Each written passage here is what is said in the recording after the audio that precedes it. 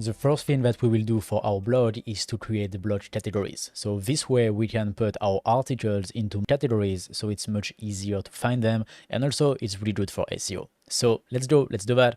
For creating our categories, we go to our dashboard, and then you go to My Store and Blog. Then you go to Categories.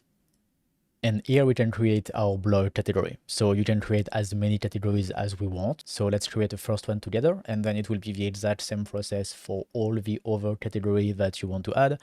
So on our blog, the first category will be history of luxury watches, where we will do articles about the history of luxury watches. If you want, you can customize the slug or just leave it blank and it will just be created by itself.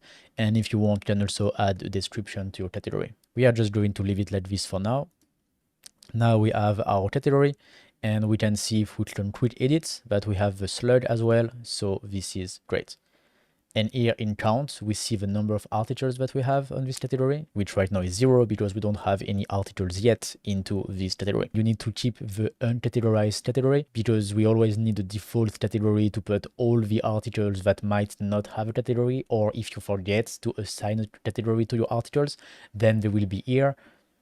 So that's why it's required. But if you make sure that you assign a category to all of your articles, then into uncategorized, you will have 0 article, and this is good. So that's it for this very quick section about the blog categories.